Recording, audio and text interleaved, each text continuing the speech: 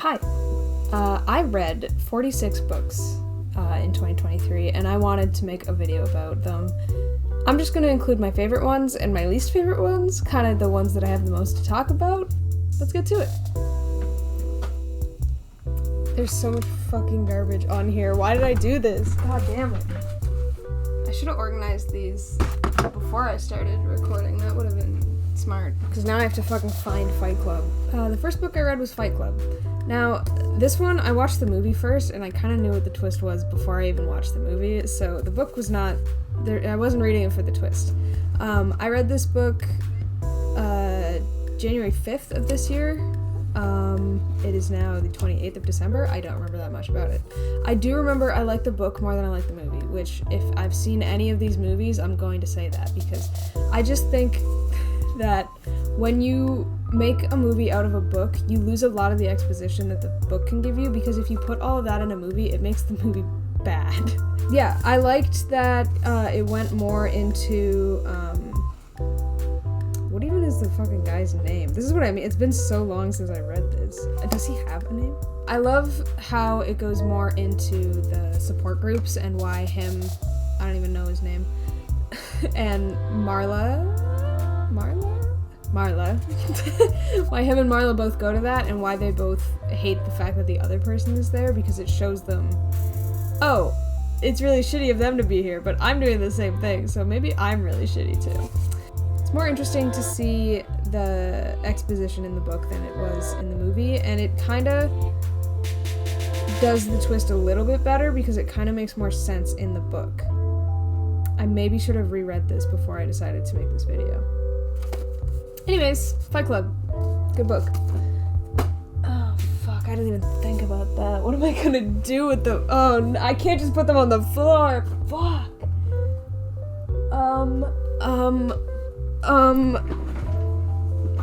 I'm just gonna put all of the manga that I read right here. I read 3 My Hero novels. I'll just put those there. So they're books.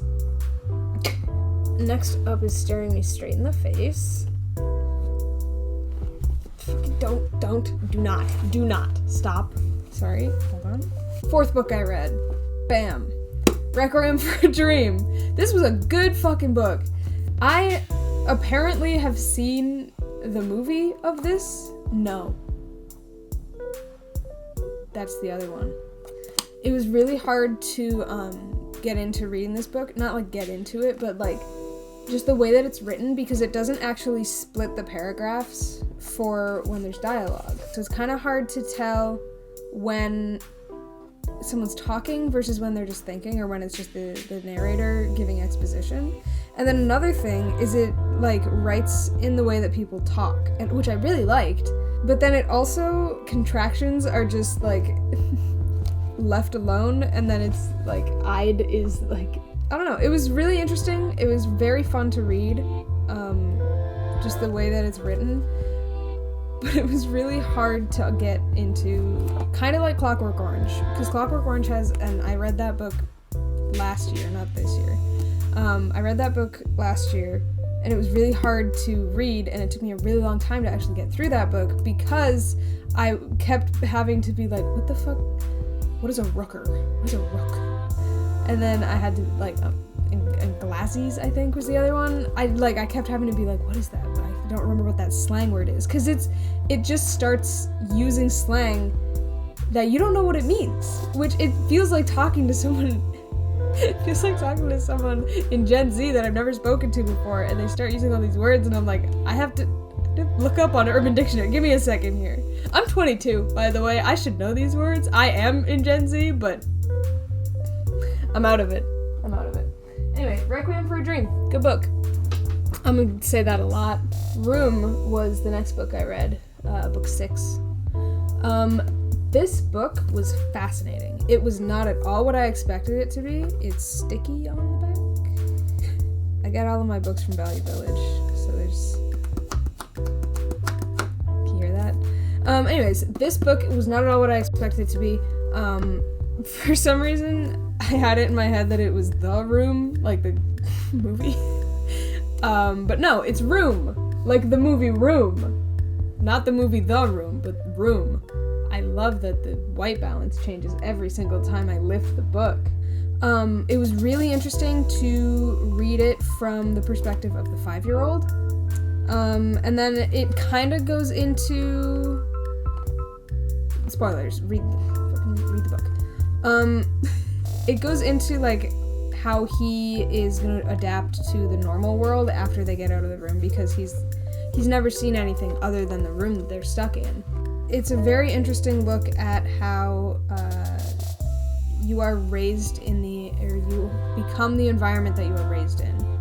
And I think it was a really interesting book. I definitely suggest it. I didn't really spoil a lot because all I said was they get out, but there's a lot of stuff that happens through this book. Good book. You're gonna have to bear with me on this one, okay?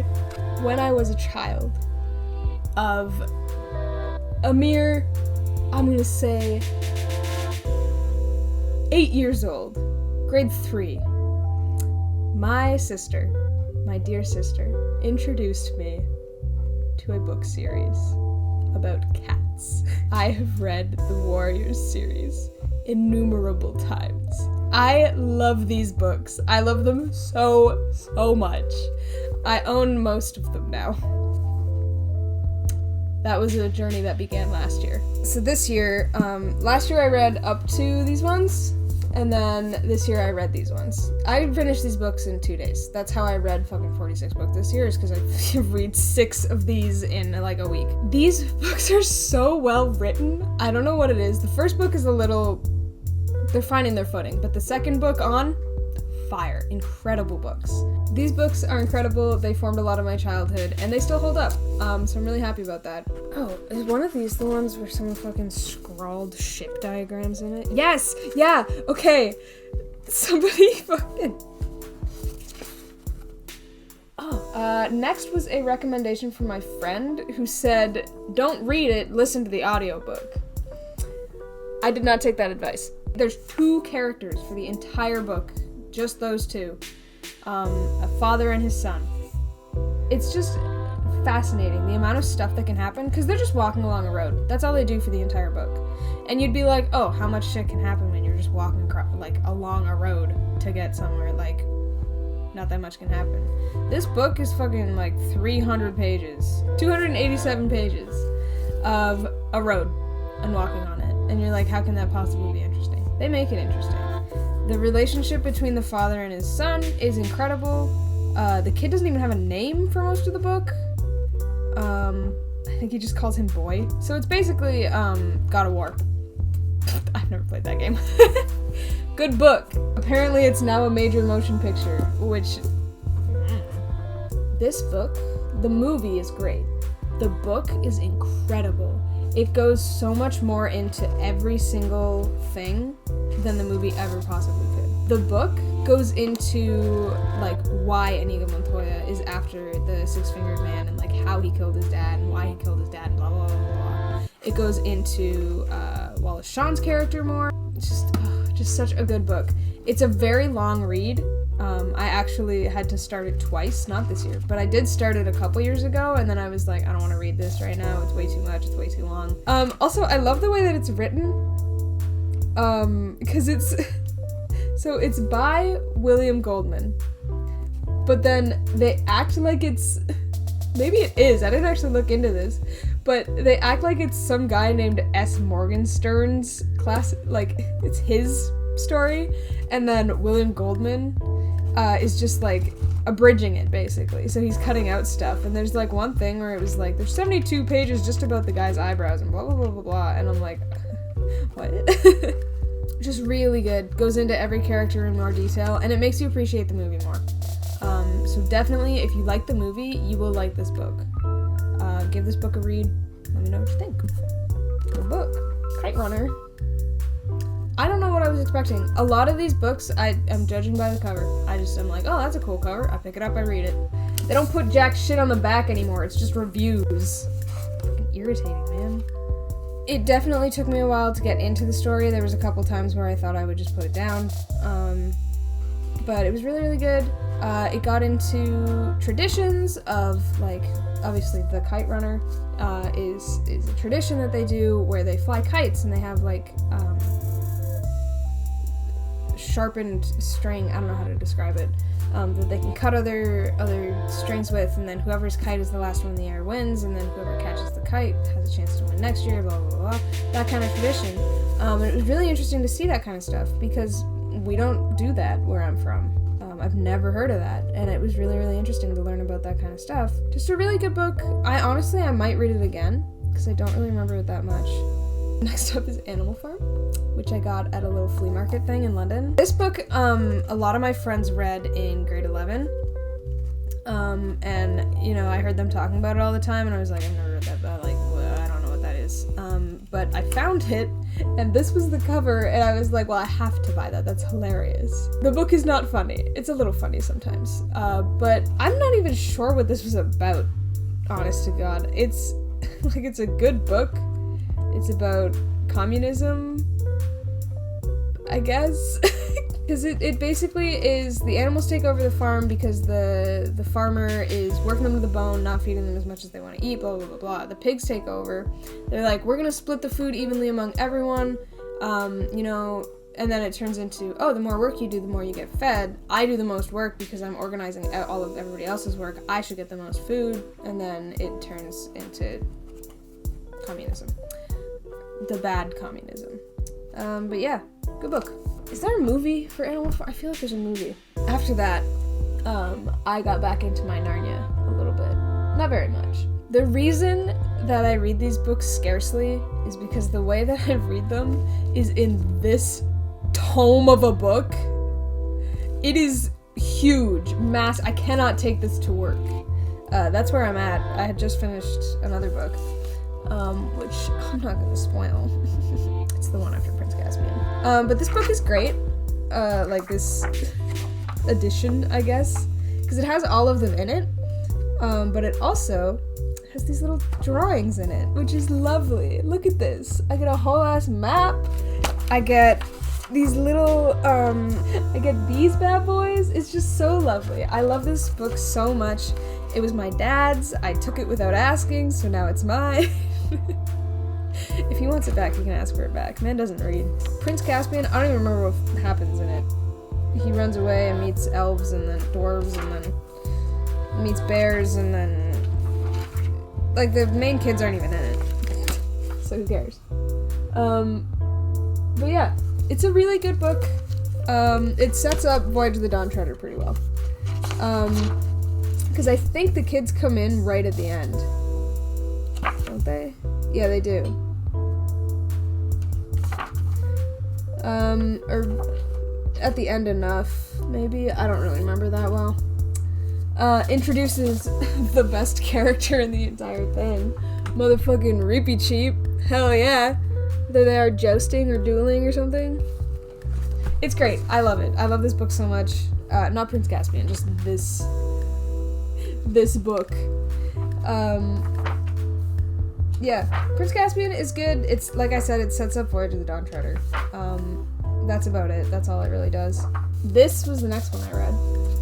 I read Inkheart in 2017. And then I tried to read Inkspell, and then I got hella distracted. And then last year, I decided I want to read Inkspell. I don't remember what happens in Inkheart. So I reread Inkheart, and then I read this bad boy this year. Now I have to find and read Ink Death, which I think actually... I think it's this one. Anyways, Inkspell was a really, really good book. Not as good as the first one. Inkheart has just a special... Oh, there's a little bear in here. Look at him. Inkheart has a special place in my heart. It is the movie that I know Brendan Fraser from. And every time someone mentions Brendan Fraser, I imagine Mo in my head. And for the longest time, I called him Mo in my head. Whenever I saw him in another movie, I was like, oh, there's Mo. Sorry, Brendan Fraser.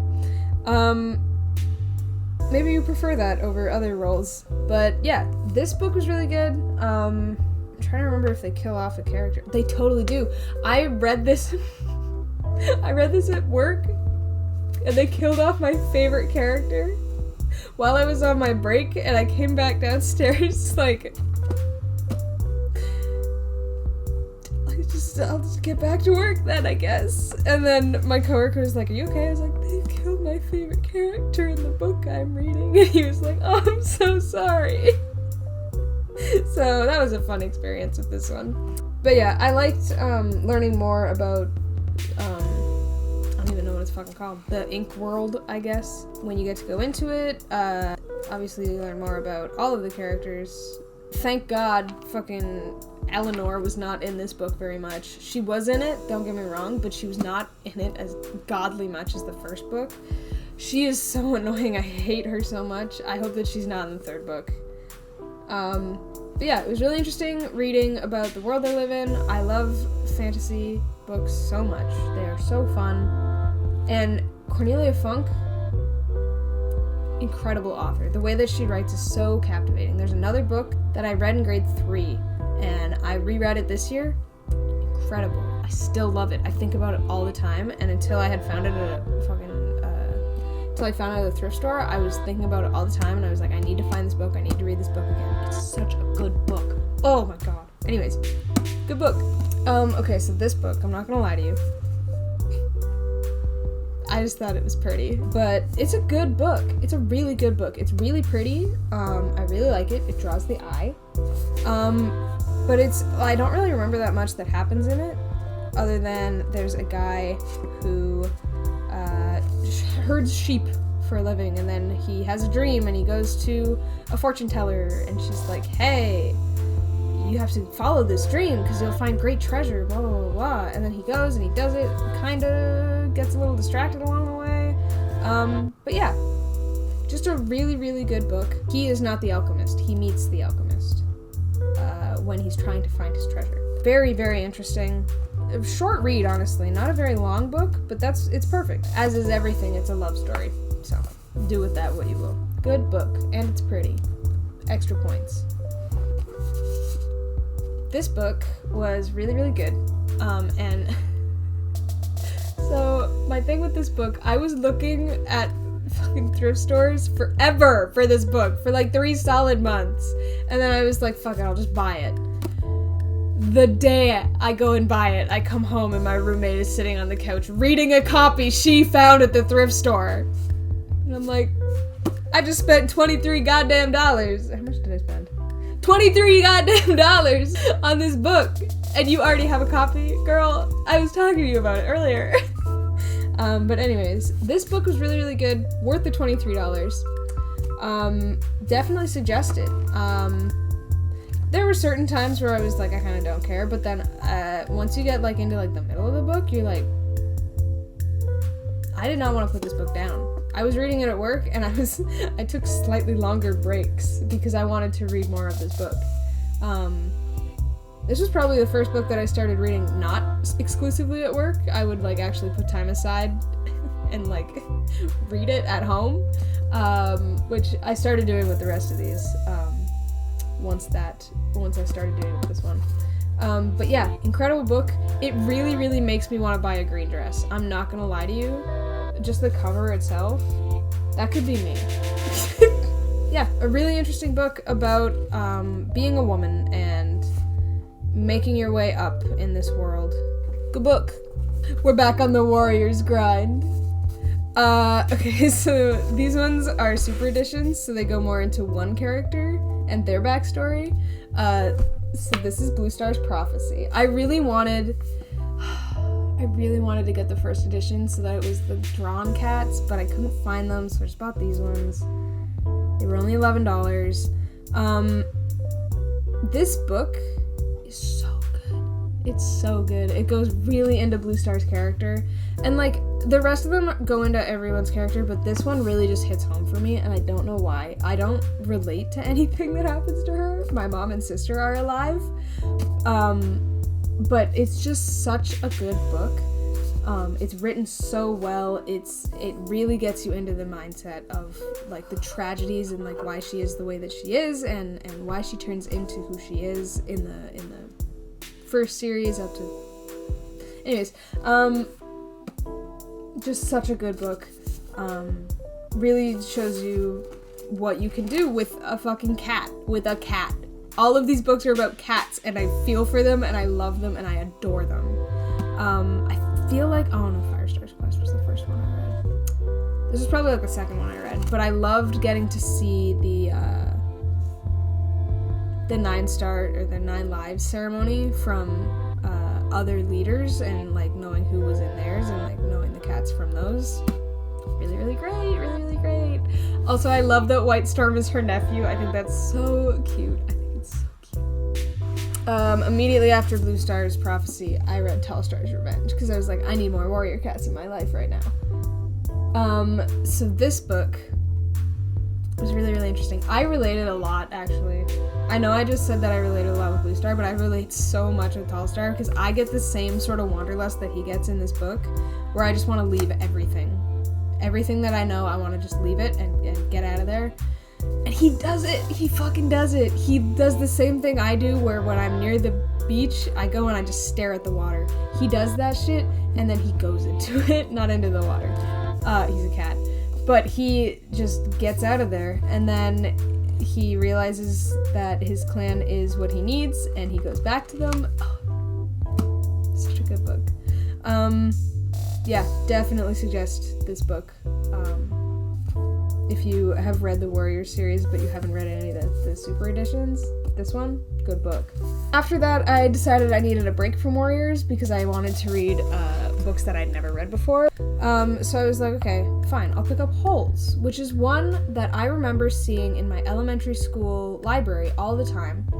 And I remember wanting to read it and then just never actually getting around to it. So I saw it at Valley Village. I picked it up real quick. I remember just specifically the cover staring at me in the library of the elementary school that I went to. And I remember being like, I like that cover. I want to read that book. And for the longest time, I thought it was about dogs. I don't know why. Maybe there's a book called Bones that's about dogs. I don't know.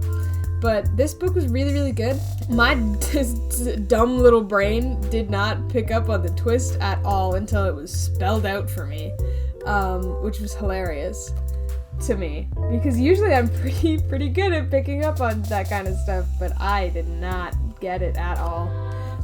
But a really good book. I'm gonna reread this one. It was a really, really fun read. I think there's a movie as well. So maybe I'll watch the movie. Who knows? Good book. So this one, like everything else, I got it at Valley Village, so I don't actually have the dust cover.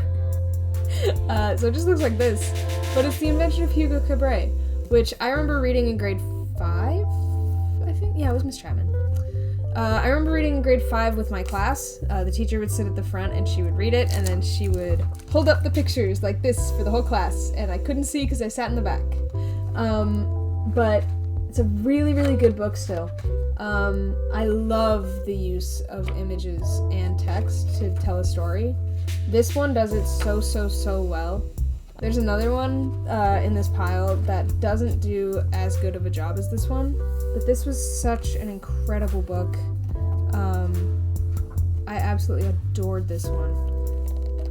And I remember a lot from it, and actually there's one character that's in the other book, that I thought was in this one, and I was like, I guess I made that character up because he wasn't in this book. He's in the other one, so that was fun. It was a fun little adventure. But yeah, this book is really, really good. I think there's a movie of it now. I'm pretty sure there's a movie. But the book was incredible. I absolutely adore the way that it's written. I read it in literally 2 days. It's a chunky book, but I read it in 2 days because it's mostly pictures. And a lot of the time when it's words, it's just like that, so it's not even full pages.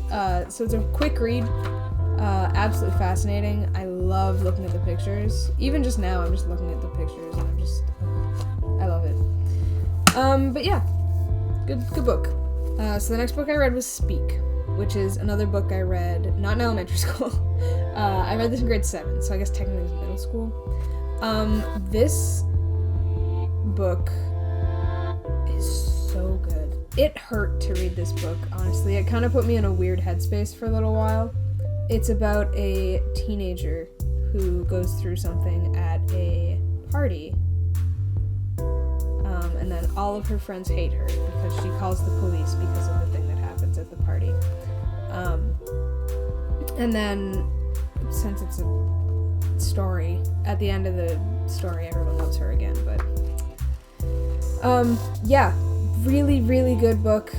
It's a lot to take in, I will say that. It's not very long, but it's hard to read emotionally. But definitely recommend it if you're looking for something to hit you.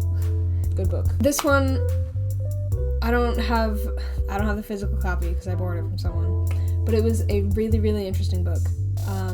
Trevor Noah goes into his upbringing, his mom, his stepdad, I guess, his brother, his grandma, all that kind of stuff, growing up in South Africa, and it's really, really fascinating to read about all of that kind of stuff and how it's so different here than it is there, and just good book. Okay, this next one, I picked this book up as a joke. I had just finished BioShock on my streams. I was like, oh, a BioShock book. How crazy. I'll pick that up. I read it. It's a good book. It's a genuinely good book. I'm not gonna lie. The first 2/3 of it are a little boring because it's my least favorite thing, character building instead of action. And they just start talking about a lot of stuff that I just kind of don't understand.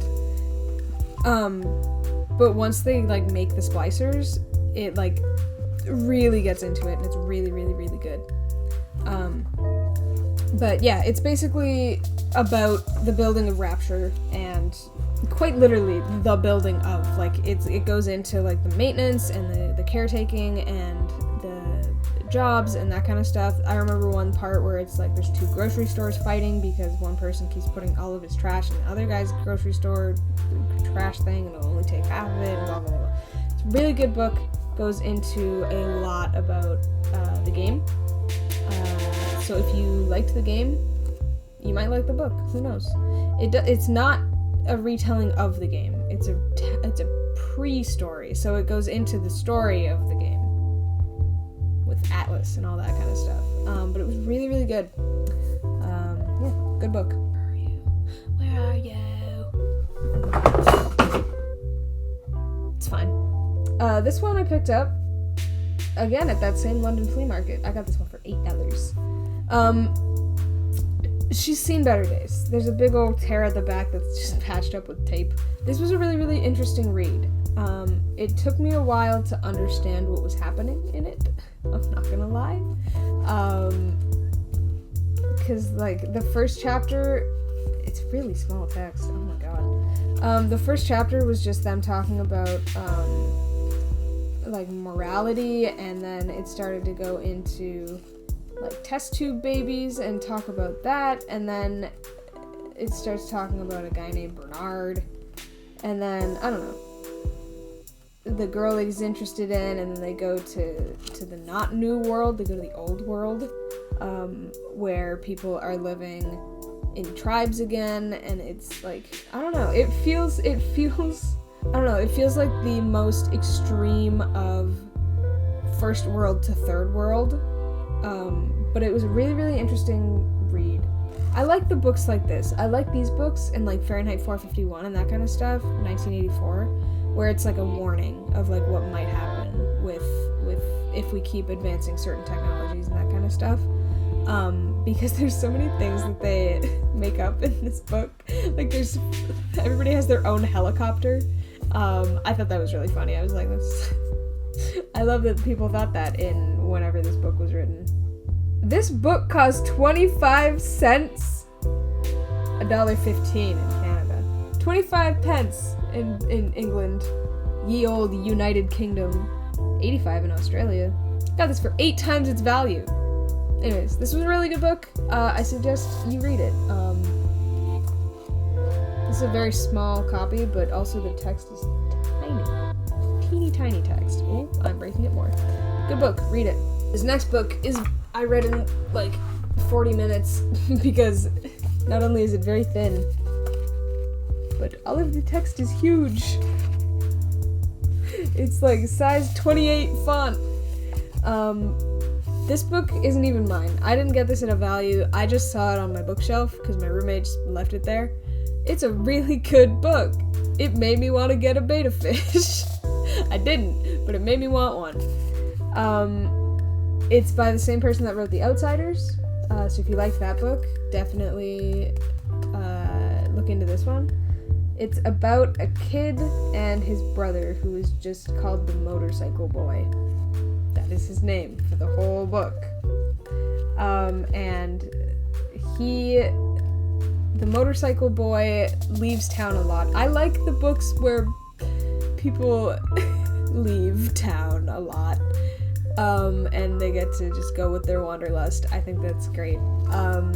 But it was really interesting, and it was like, one thing they talk about a lot is how the main character, Rusty James, doesn't like to be left alone. And then it's like, why doesn't he like to be left alone? And then it kind of just is like, doesn't like to be left alone because he was left alone when he was a child. It's like, okay, well, alright, okay. So that was a little silly. But the rest of the book is really good. This book was really good. It has to go back upstairs because it is not mine. After that one, I got back on my warrior shit. This one, I'm not gonna lie, it's not as good as the other two that I've shown so far. It's good, don't get me wrong. It's interesting, you know. I just kind of didn't care. I love Yellowfang, don't get me wrong. I love her. But the rest of the characters, I was like, I kind of don't care about any of them. And a lot of it is based on them. And like, I just didn't care. I'm sorry. The book itself is good, if you can get into the other characters. A lot of it is based on, because it's a Yellowfang secret. Ooh, what is it? A lot of it is based on romance, which is not my cup of tea. I do not like romance novels. I don't like love triangles, any of that shit. So this one just did not hit home for me. That's the reason I don't like the second series of Warriors, is because it's all love triangles. And I'm like, I don't care. I do not care. Yep, still on that Warriors shit. Next I read Crooked Star's Promise, which was really good. Really good book. It goes into how Crooked Star gets his name and his injury and how he becomes the leader, and his brother's the deputy, and it talks about rejection from both the people around you and also your own family, and how he deals with that. And I think it was a really interesting look into that sort of thing. Good book. Good one. This is the next book I read. This one was actually my roommate's book, who moved out, and she was like, I don't want this book. And I was like, I'll take it, it looks cool. You hand me a book with an orange cover, I'll read it. That's what we learned here today. I think that continues. Actually, it totally does. Yeah, this book was really interesting. It is a biography of Augustine Burroughs,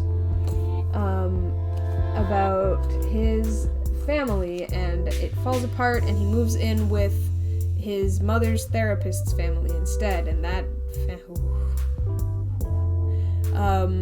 just because someone is a licensed therapist does not mean that they are a good therapist or a good father. That is all I have to say about that one. It was a really interesting book. Another one that I couldn't put down, honestly. Yeah, really interesting book. Really interesting book about growing up and the trauma that you get from that. No! Fuck! Shit! The next book I read was Uglies, which is the book that I got confused with Speak a lot, because the cover is the same in my brain. Like, it's different. Don't get me wrong, it is different. But it's the same. Also, this book scared me. Not like scared me, but like I had it just sitting over here. It just was this staring at me for a little while. Or that staring at me for a little while, and I was like, oh, okay, we need to read that one because I need to stop being looked at real quick. But this book was really interesting. I'm not gonna read the rest of them. So there's, I guess, 4 books in this series. There's Uglies, Pretties, Specials, and Extras. This book was good.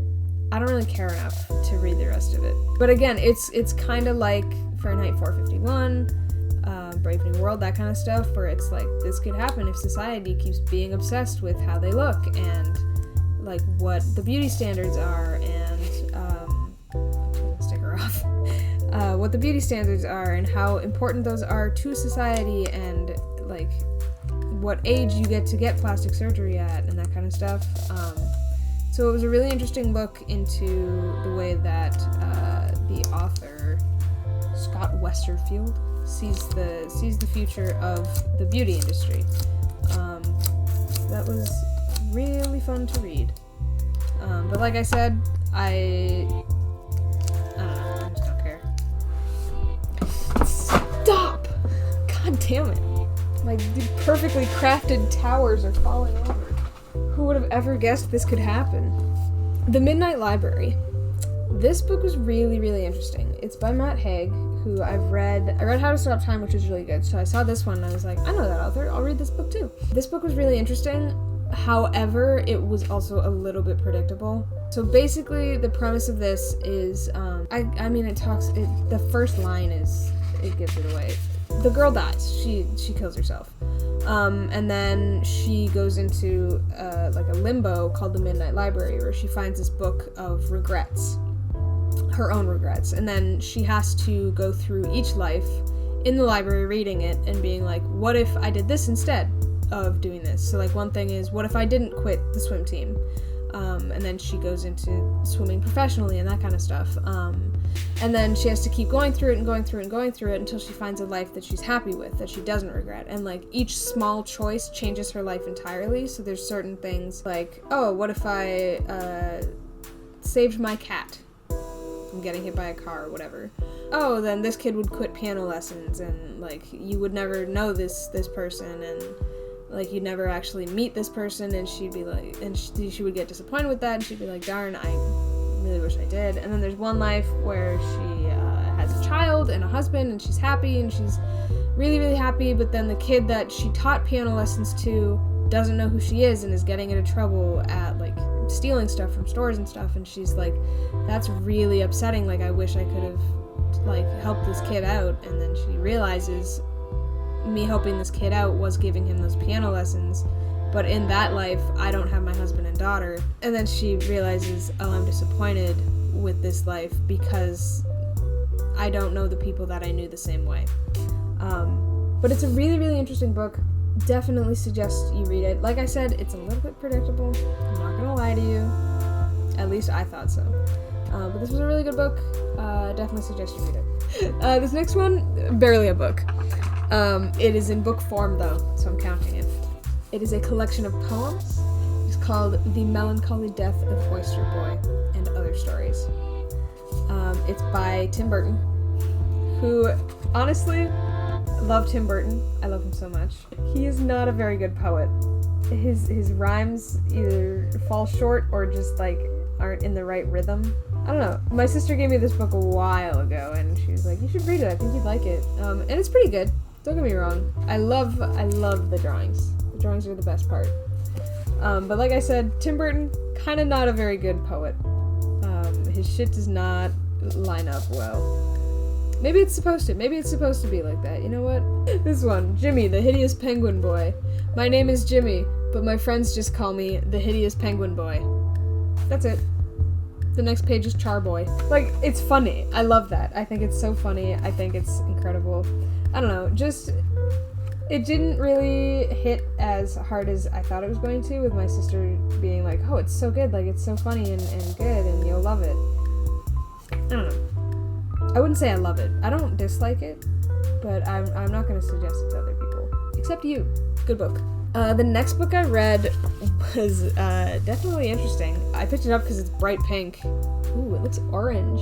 That's pink. That's not orange. This book, I need to read it again. I did not get it at all the first time I read it. I understand that it's notebooks, and it's like telling the story of a guy through his own words of like what happens to him and that kind of stuff, but honestly, I feel like I need to read it again to like actually understand what happens in this book, because like it opens with a guy and then he's like, I found his notebooks, and then it goes into the notebooks, and then it ends with the same guy talking to one of the girls from one of the notebooks and being like, do you remember this man? Like, he talks about you in this book in this, like, diary that he wrote.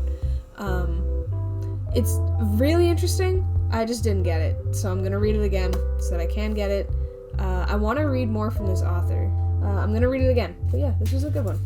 I want to read more Japanese literature, which my friend actually just bought me a book called The Goodbye Cat, and I need to read it. But yeah, I want to get more into that kind of stuff because I feel like the way that they write is more interesting to me. The way that they write is more interesting to me right now. Here's the one that I was like, I kind of don't like it as much as Hugo Cabret. So the dust cover was stuck on with glue, so I just ripped it off. Because I hate reading a book when you have a dust cover on it. So I was like, oh, I'll take it off, and then it wouldn't come off, so I was like, I'll rip it off. So that's what that is. But Wonderstruck, I get what he was trying to do. Okay, I understand what he was trying to do with this book, and it works, but it's also super predictable, and it's also not as good as Hugo Cabret. So it's the story of a kid named Ben who is deaf in one ear, and then he gets hit by lightning. Whoa, and he goes deaf in the other ear, so he's fully deaf. And then he, for some reason, goes to New York. I don't remember why, but he just hits up New York, and then he meets the girl that is, like... So all of the drawings are of this girl. It's a very sad picture of her, but of this girl, and it's her story. And then all of the text is of the boy, and it's his story. And then near the end of the book, they meet, except she's super old because all of her story is her as a young kid in like the 20s. And then he's in like modern time, I guess. I don't know. But yeah, so it's interesting. I like that it all lines up. I think that was fun. But I don't know. I just kind of, again, I just didn't care about the characters enough. The cover is beautiful. It's so pretty. It's so pretty. I wish this ugly ass white bit wasn't here, but that's my own fault. I don't know. The drawings still are incredible to look at. I love looking at them. This one just kind of fell flat. But the one character that I was talking about earlier that I imagined was in Hugo Cabret was in this one. He's the kid that takes pictures and then shows him the Polaroid before it develops and stuffs it in his pocket really fast. This one was also read to me in 5th grade. This book was so good. It is heartbreaking. I'm going to say that right now. This book is about a family dealing with a loss. And I can say that because the first line of the book is, Lydia is dead, but they don't know this yet.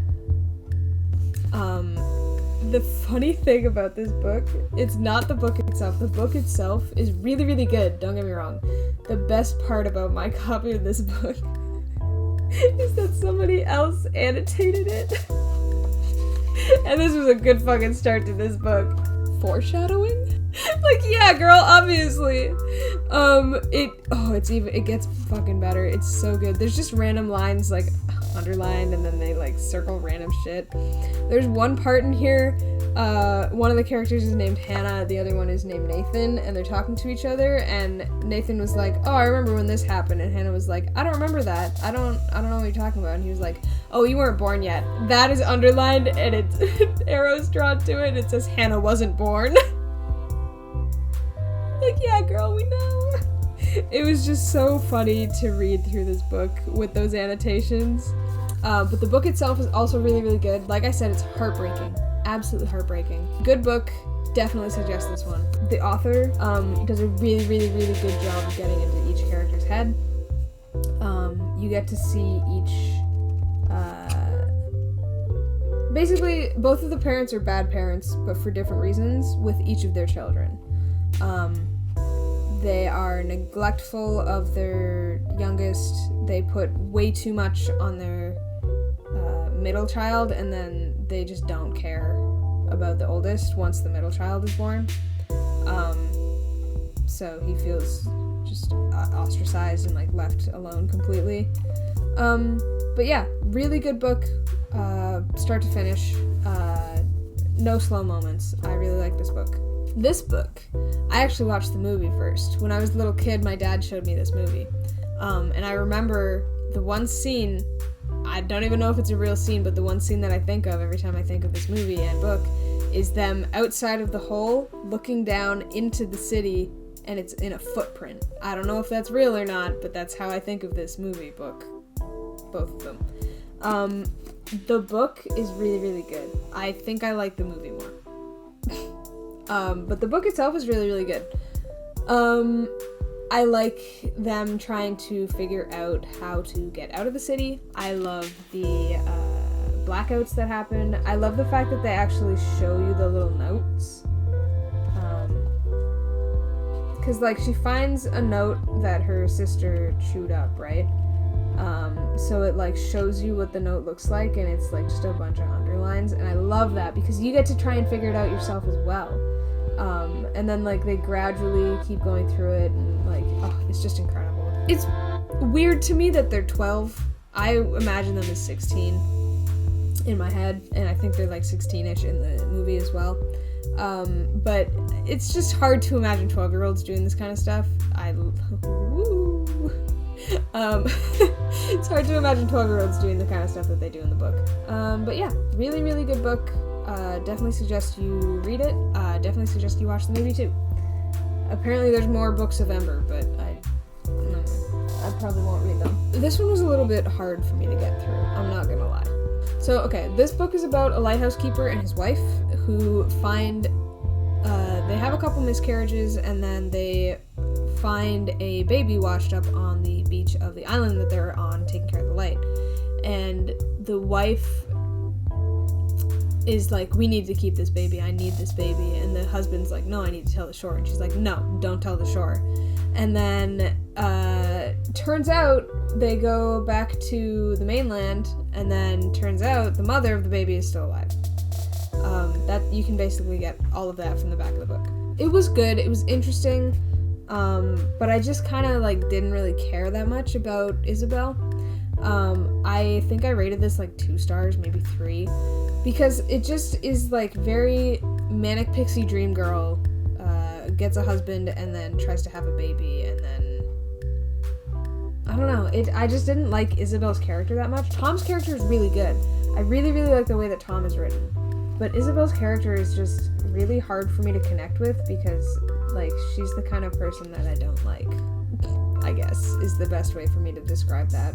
Yeah, it's a good book. I just didn't like Isabel.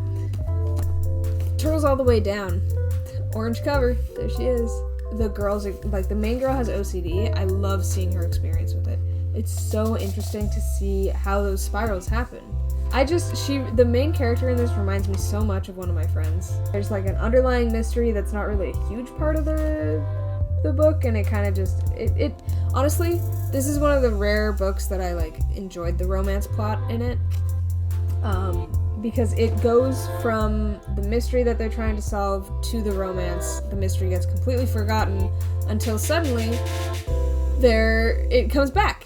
And it's done well. Like, usually you wouldn't think that would be done well. Usually it would be like, oh, like, this kind of just came back out of nowhere. But no, it's, like, done really well, because that's how life goes, you know? Something happens, you think about it for a little while, you move on from that, and then it just comes back all of a sudden. You're like, oh yeah, that's a thing that's happening in my life. And it's dealt with really, really well. I think I read Paper Towns, which I think is John Green. I will not be reading The Fault in Our Stars. But this book was really, really good. I like the way that John Green writes. He does a really good job of getting into the character he's writing about. Elsewhere is the next book that I read. The concept of this book is really, really interesting. The execution of this book is really, really awful. It is written like a child wrote it. I'm sorry, Gabrielle Zevin. But did you write this when you were a teenager? Because it's not... Like, the concept is really, really good, but, like, a lot of the things that, like, you think are funny just fall flat. Like, the main character's grandma butting in and, like, making snarky comments or whatever is not funny. I don't care. It's not funny. I'm sure that you've written other books since you wrote this. this is from 2005 at least. But I don't know, just like, it's just written poorly. Copyright 2005. I don't know, just a lot of it just doesn't make sense. Like, I liked the idea of aging backwards. I liked the idea of you take the boat there, you have to like figure out that you're dead. You can see the shit that's happening on Earth in small, like, hour-long segments of like looking through binoculars. At least that's what I picked up. You can see an hour and 5 minutes or something. I don't know. But it was really, really good. Other than the writing, the concept, incredible. I really liked it. I don't know. It's very young adult, like very like 12 to 14-year-olds would like this. I did not like it. I'm sorry. It's not a good book. I was expecting more from this book, and it did not deliver. So this one, everyone knows this story. If you don't watch the movie. I watched the movie when I was like, I don't even know, probably 14, 15 maybe. And I watched it with my parents, and I probably shouldn't have. But I read the book this year because I remember the movie. The book is really, really good. It's written in the perspective of a 9-year-old, and like it kind of hides that they're like where they are and like what they're doing. So they go to Auschwitz, obviously. If you haven't seen the movie, it's about the Holocaust, and so they go to Auschwitz, but the kid hears it as out with, and in the book it's written as out with. So it's really, really interesting to see the world through this 9-year-old's eyes and the way that he sees things and like hears things, and like it's just fascinating, and it's written really, really well from that perspective. And I don't think I've ever read a book like that. At least not that I remember. But this book was really, really good. And the last book that I read, I just finished it yesterday, was Little Bee. This book, one of the characters made me genuinely angry. I picked this book up because of how pretentious the back sounds. Alright? We don't want to tell you what happens in this book. It is truly a special story, and we don't want to spoil it. Nevertheless, you need to know enough to buy it, so we'll just say this. This is the story of two women. Their lives collide one fateful day, and one of them has to make a terrible choice, the kind of choice we hope you never have to face. 2 years later, they meet again. The story starts there. Once you've read it, you'll want to tell your friends about it. When you do, please don't tell them what happens. The magic is in how the story unfolds. So, okay. This is the most predictable book I've ever fucking read in my life. First of all. Second of all, I will give praise. I'll do a sandwich. The Little Bees chapters, so this is narrated by two people, Little Bee and a girl named Sarah. A woman named Sarah, I should say. So Little Bee is a Nigerian refugee in Britain. Sarah is a white woman, upper middle class, living with a husband and a child. And it's narrated by those two. So Little Bees chapters are incredible, very, very interesting to read. Sarah's chapters, who's the white woman, very, very boring, very mundane, very first world problem. Like, it's just so bad. It's so poorly written. Her chapters. Little Bees chapters are really good. They're still a little bit pretentious, but you know, it's pretty good. It's pretty good. Sarah's chapters are awful. I'm gonna spoil a lot of the book here, so if you want to read this book for yourself, skip it now. Also, it's a man writing women, so I don't know what I was really expecting. But like, so Sarah's husband kills himself. Andrew is his name. And then she's dealing with that, and then it turns out, Sarah's been having an affair for a while with this guy named Lawrence. Lawrence is the worst, the actual worst character I have ever. He's awful, so awful. And then for some fucking reason, it gives him like a 2-sentence redemption arc, and I'm like, he didn't deserve this. He's awful. You just didn't want us to hate your character. And honestly, Little Bee fucking spits fire at him.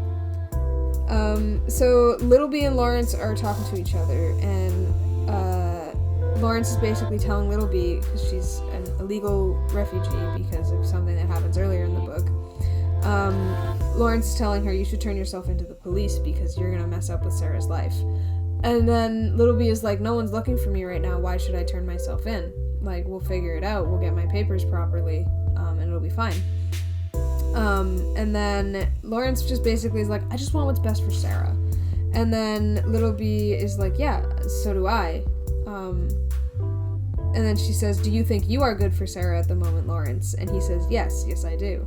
Littleby says, she's a good person, she saved my life. Lawrence says, I know Sarah very well, she told me the whole story. And then Littleby says, so you must believe I am only staying here to help her. And then Lawrence says, I'm not convinced you're the kind of help she needs. And then Littleby spits fire, and she says, I am the kind of help that will look after her child like he was my own brother. What kind of help are you, Lawrence? Maybe you are the kind of help that only arrives when it wants sexual intercourse. Fucking shit made me so happy when I read that line, because it was like, okay, so he knows that he wrote a terrible fucking man character. And then fucking like 20 pages later, it's like, oh, Lawrence isn't actually that bad, like blah, blah, blah, blah. Shut the hell up. I hate Lawrence. I hate him. Anyways, this book was bad. I don't like this book. Like, if it was just written from Littleby's perspective, it would have been really, really good. But you had to throw in a white woman. I guess to be the foil. But also, you didn't have to do that. And with that, this is the last book that I have read this year. I finished it on the 27th of December. You may have noticed, I mentioned that I read a second Cornelia Funk book. I lied. I read that last year. But I did bring it down. The Thief Lord. I love this book so much.